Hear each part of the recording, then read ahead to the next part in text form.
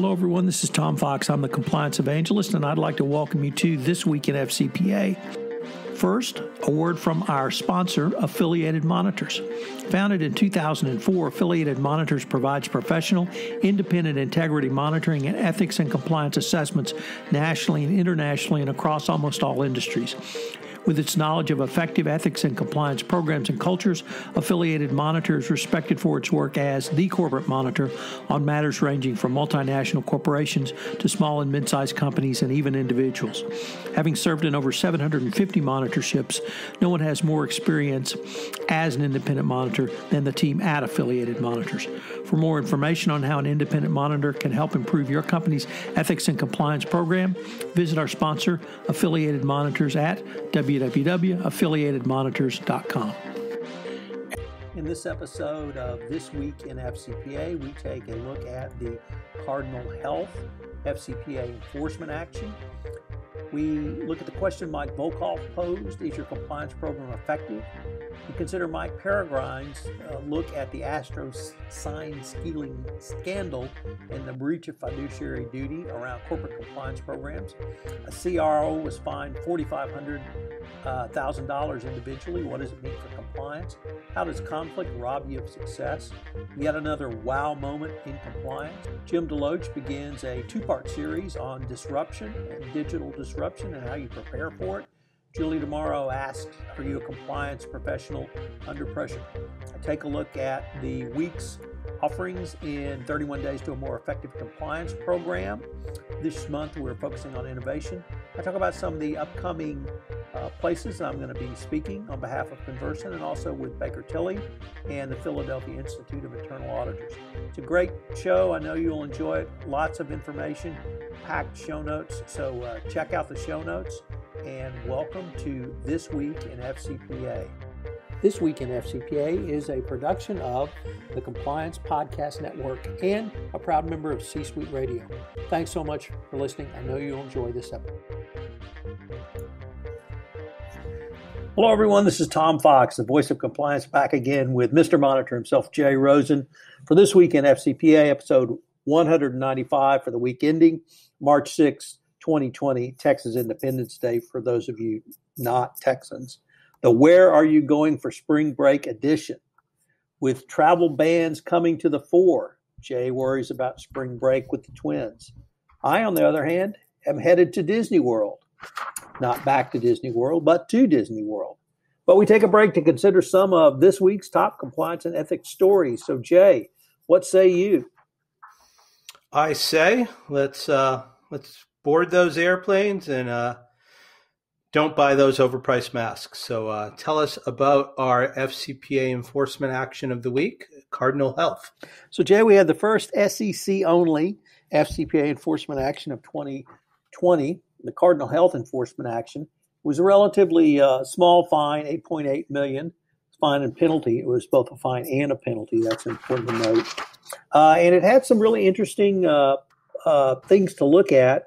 We've cited to articles from myself, from Matt Kelly in Radical Compliance, Mike Volkov in Corruption, Crime, and Compliance, Jacqueline Jaeger in Compliance Week. There were Mike and Matt took a look at it in terms of sort of command and control and corporate oversight over a subsidiary. I was really intrigued with the business relationship because you had an anomaly where Cardinal China, the subsidiary, had a customer, yet Cardinal China contracted to pay the subsidiary's employees and run the customer's business, and indeed pay the customer's employees, and then the customers had access to all the money of Cardinal China, and some $250 million were paid out in marketing expenses. So you begin to see the problem. And the thing that really emphasized to me, Jay, is you need to understand the business relationship you're in. You and I talk about third-party sales agents, distributors, joint venture partners, team agreement partners, but there's not a finite number of business relationships. In fact, you're only limited by your imagination. So compliance needs to understand what the business relationship is and what the risks are. And that's how I really use the case to talk about that in my blog post on it. Mike Volkov asks, is your compliance program effective? Jay, what say you? So I kind of signed this up under the tough love category from Mike Volkov. And Mike says that, CCOs are quite often the cheerleaders for about touchy-feely things, how we can do things from ethics and compliance from a standpoint of motivating the troops. But he says that when it comes down to it, when the rubber meets the road, we should really talk about that 800-pound gorilla. And let's say that, maybe our ethics and compliance programs aren't as effective as we'd like them to be. And, CCOs are fantastic motivators because they believe in what they do, but they know deep down that they're living in a land of risks and gaps in their compliance programs. But they are continuously, with optimism, seeking to advance their program, embrace new ideas, and build more effective strategies. A CCO, however, has to be honest internally with key stakeholders. Happy talk does not substitute for motivation and realistic appraisal about what needs to be done. A CCO has to speak with honesty and clarity before its board or committee senior management and key internal stakeholders. Mike's observed too many board and senior management presentations by CCOs that offer only happy talk. We're all moving forward. We're accomplishing our goals. And the most important part of a presentation is about the weaknesses and priorities that CCOs must communicate to leadership. So I don't know if it's a glass half empty or a glass half full. I think it's also more about considering the audience that you have, and the CCO has to wear different hats at different times of his or her employment. Tom, we've got something about the Astros, and you're the perfect guy to talk about it. Right. So Michael Peregrine, Michael is a lawyer at McDermott, Will & Emery, and he writes about board issues quite often. And today it comes from the Harvard Law School Forum on Corporate Governance, and he takes a look at the Astros sign stealing scandal from the corporate governance perspective. Now, of course, there's no board of directors on the Astros. They're owned by Jim Crane, and of course, therein lies part of the problem. But he uses the Astros sign stealing scandal as really a starting point, Jay, to discuss the duty of boards of directors and effective compliance program. He states the fiduciary duties as set out by the Delaware Chancery decisions in Caremark, expanded in Marchand and In re Clovis, and I would just add Bluebell Ice Cream. He talks about the MLB report. He talked about some of the red flags that should have been raised, and some of these I thought were insightful, starting with the management component of this, which was Operation Codebreaker. It was designed by an intern, then embraced and expanded upon by coaches, players, and the front office. The intern was promoted within the front office. Obviously, what does that tell you if you're an intern? Cheat and you'll get promoted. The lack of familiarity of the organizations with MLB rules. And then this other part, I laughed kind of half-heartedly that, if you're going to name something your dark arts program, why just not go all out and say it's the Death Star? And Michael points out, I think correctly, that if something's named with a nefarious title, you just might want to look behind it to see what's there. And so the dark arts program, which included Operation Codebreaker, should have been a red flag that was raised for someone to take a look at. The Astros went to great lengths to conceal Operation Codebreaker. He talked about the compliance program data and how you need to use that. And then he concluded by talking about you looking at your organization and ask some basic questions. Could a similar situation arise? There's something unique to baseball, which causes highly competent and highly compensated professionals to lie, cheat, and steal, all the way up through management. So a great take. Michael is a long-suffering Chicago White Sox fan who beat the Astros the first time we were in the World Series when we were not accused of cheating. And you write some good stuff, so check it out. So next up, we've got something from the Wall Street Journal Risk and Compliance Journal. Former risk officer at U.S. Bank fined for weak anti-money laundering oversight. The Treasury Department's Financial Crimes Division fined a former risk manager at a regional bank in Minneapolis for failing to prevent corporate violations of anti-money laundering laws. Michael LaFontaine, a former chief operational risk officer at U.S. Bank N.A., was fined $450,000 on Wednesday for what the Financial Crimes Enforcement Network, FinCEN, described as failure to prevent violations of the Bank Secrecy Act. In 2008, U.S. Bank was fined $613 million for what federal prosecutors and regulators, including FinCEN, described as weak anti-money laundering controls. The bank's parent company, U.S. Bancorp, also entered into a 2-year deferred prosecution agreement with federal prosecutors.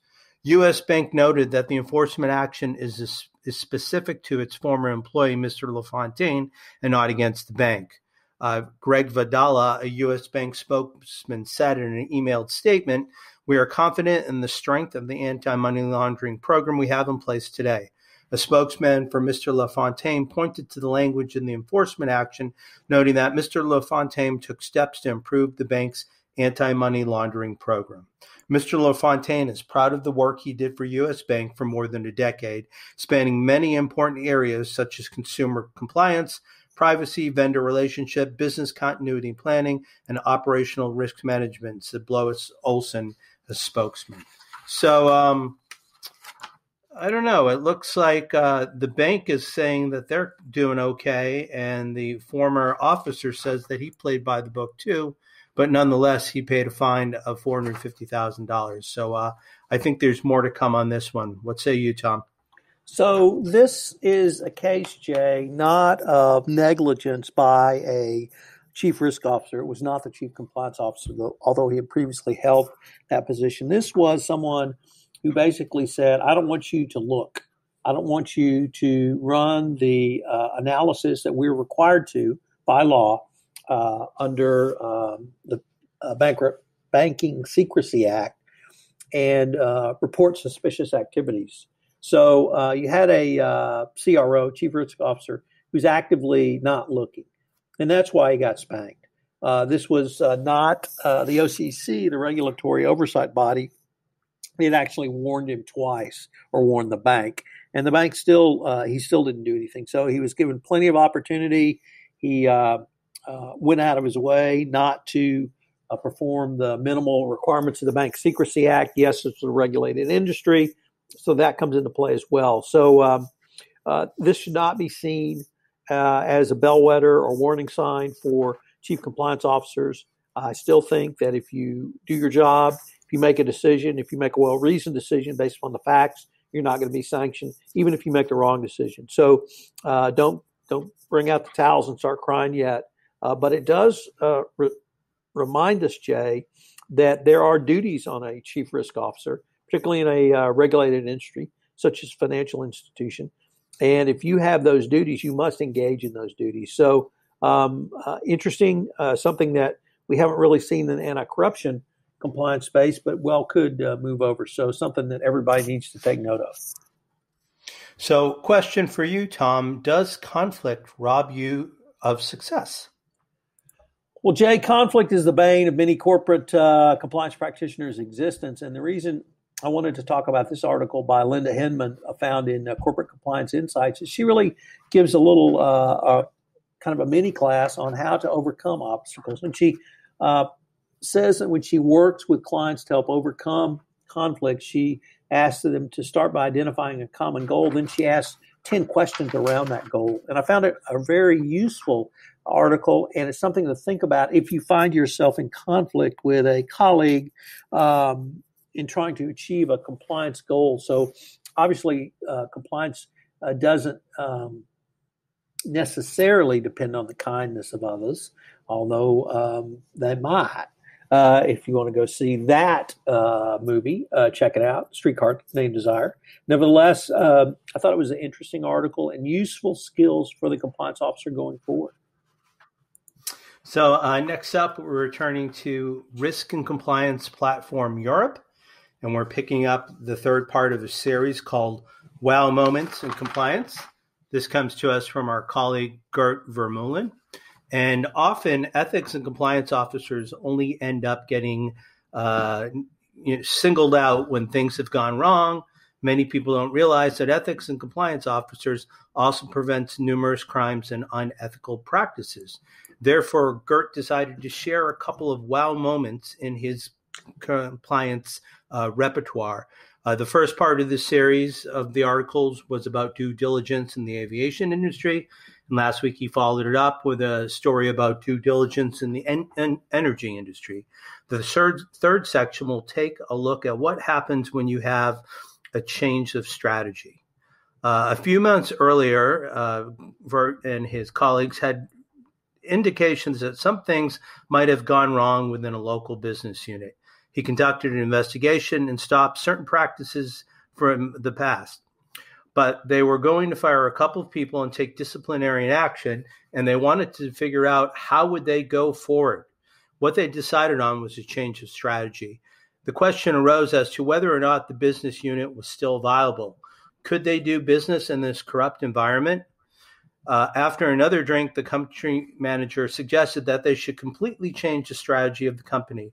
Going forward, they would try to be the most ethical organization in the country and in their industry. And the only way to put the misery behind them would be to attract new customers. Customers would rather do business than the old ones. As the plan came together, they decided to figure this out and spread it out through the company. And what happened is there was a situation that remained challenging.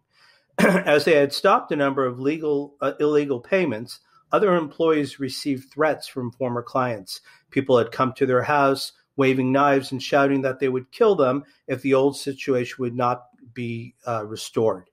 Another thing that Gert learned is that it often helps to discuss challenges with people, and they finally decided that they should take the payment duties away from the local business units and make it part of the conglomerate that was further away. Vert, in the end, appeared that his colleague was not able to travel to provide those explanations to the local people. So that night, Gert decided that he needed to fly back to that country. He spent a little bit more time than usual watching his children sleep, and he had tread carefully in the country anyway, but now it was more important for him to travel safely, only by car and only visit hotels. It was important, though, to show local employees that there was a situation that they were in it together and that they would appreciate the conglomerate's boots on the ground.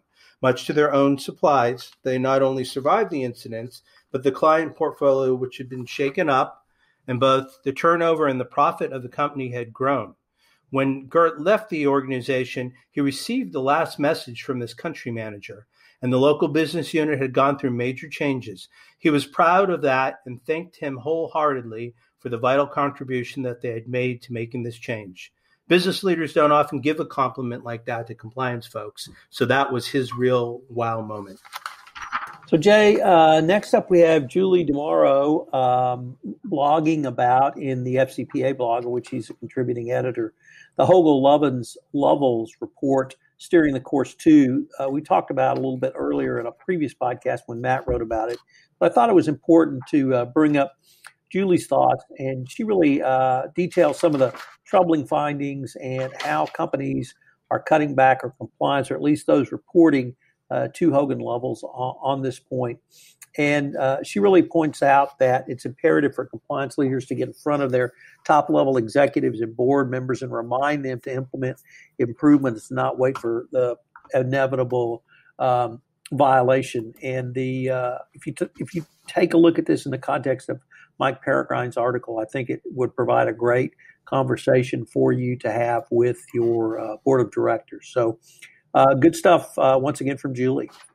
Jim Deloach is on part one of a two-part series. Jay, can you manage digital disruption? Yeah, so this comes to us from Corporate Compliance Insights.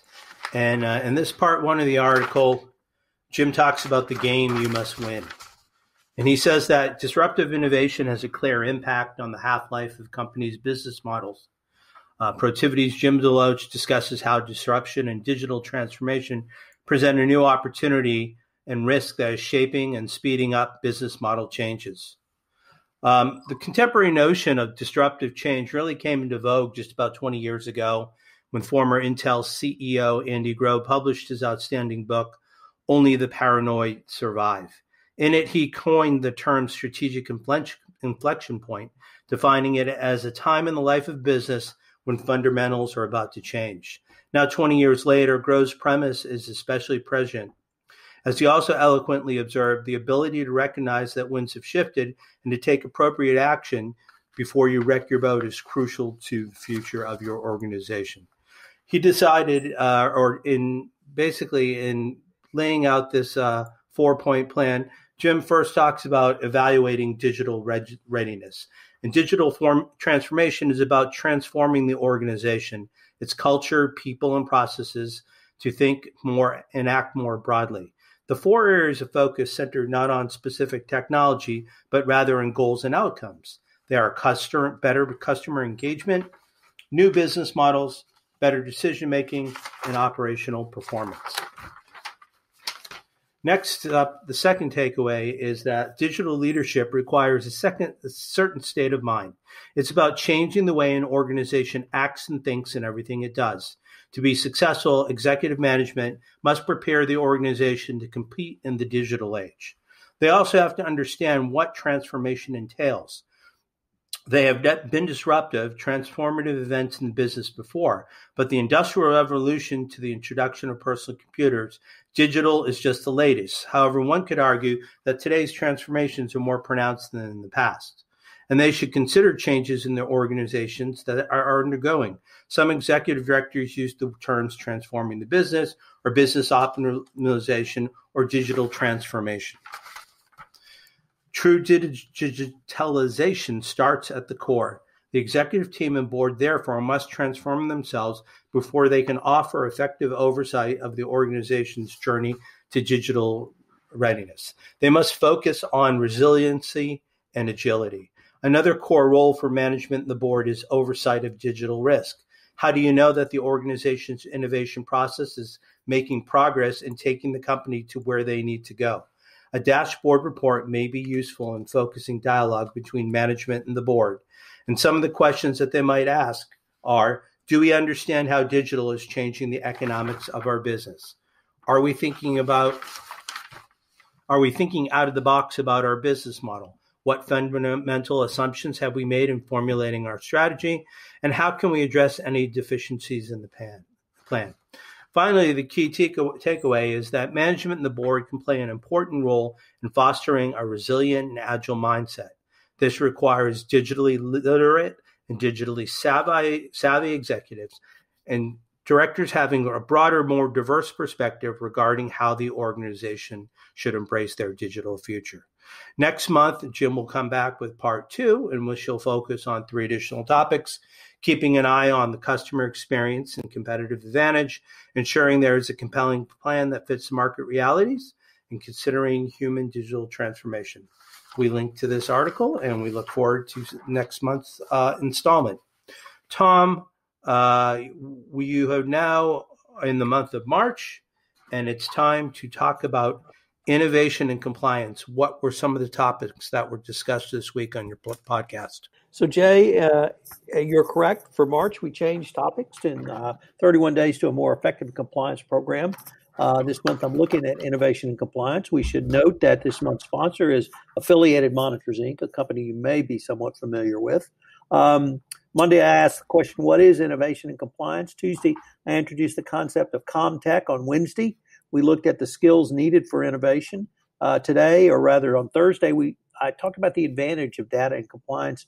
And finally, on Friday, strategies for and with AI and compliance. This is going to be a fun month. It's going to look forward to some of the innovations that I've been talking about and really want to put forward for the compliance practitioner, Jay. So if you're interested in innovation and compliance, this is the month for you. Once again, thanks to Affiliated Monitors for sponsorship. And I hope you'll listen in for the full month. Jay, coronavirus notwithstanding, I've got a couple of events coming up I wanted to talk about. On Tuesday, March 10th, I'm hosting, Conversant is hosting a roundtable in Houston, Texas, at which I'm participating. It'll be from 12 to 2 at Stake 48. Our featured speaker will be Philip Winterburn, and our featured guest is Terry Springer from HP. Terry's a great speaker, and I know you'll enjoy it. We're going to focus on KPIs for compliance. On Thursday, March 12th, I'm going to be in New York City as Conversant is hosting an innovation forum from 3:30 to 7. It's Santina, not Sabrina. And we will hear from top CCOs about innovation and compliance, and I'm going to talk about it too. And if you can't make it to Houston or New York on March 19th, how about joining me in Philly for Baker Tilly's sponsorship of the Philadelphia chapter of the Institute for Internal Auditors Fraud and Ethics Symposium. So that'll be on Friday the 19th. So, Friday the 20th. So I hope you can join me at one or more of these events. So what say you, Jay? I say Pat's or Geno's. Are you going to get a chance to go to Cheesesteak Central in Philly or not? It's up to Mr. Marks. He's always a great host, and we'll see what he has for us. I should note that all of the events, or at least the Conversant events, are at no charge, so check them out. All right, and if you link to the show notes, we'll have information there on how you can register for both events. Tom, anything that we need to cover from a sports perspective, or are you ready to go enjoy the humidity in southern Florida? I'm going to enjoy the humidity. Spending Sunday at the new Star Wars exhibit, and Saturday, Business Compliance Evangelist will be checking out Harry Potter. We're waiting, obviously, for opening day, and haven't decided if I'm going to go see the Astros on opening day or not. March 18th, though, big day, NFL, free agent day. So the Tom Brady countdown is on, Jay. I've certainly resigned myself to the golden one going somewhere else. I don't know what your feelings may be on this, but it seems to be Boston sporting teams may be losing some really big names here this spring. It looks like it might be a rebuilding year, both in Foxborough and the friendly confines of Fenway. So that is what spring break and spring training will bring us soon. So I'd like to put a pin in this one. I'd like to thank you for joining us for this week in FCPA episode 195 for the week ending March 6, 2020, the Where Are You Going for Spring Break edition.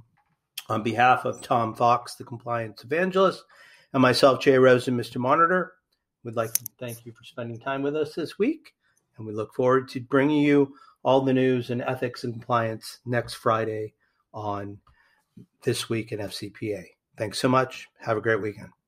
Hello, everyone. This is Tom Fox. I'm the Compliance Evangelist. Hello, everyone. This is Tom Fox again. I'd like to thank you for listening to this episode of This Week in FCPA. Check out the show notes for the citations to the articles that we reference. Some great stuff in there. Jay and I will be back again next week to take a look at some of the week's top stories on This Week in FCPA. If you're going to be in Houston on Tuesday or New York on Thursday, I hope you'll join me for one of the Conversant events. They're both at no cost, and we've linked to the registration in the show notes. This Week in FCPA is a production of the Compliance Podcast Network and a proud member of C-Suite Radio. Thanks again for listening. As an independent monitor than the team at Affiliated Monitors. For more information on how an independent monitor can help improve your company's ethics and compliance program, visit our sponsor, Affiliated Monitors, at www.affiliatedmonitors.com.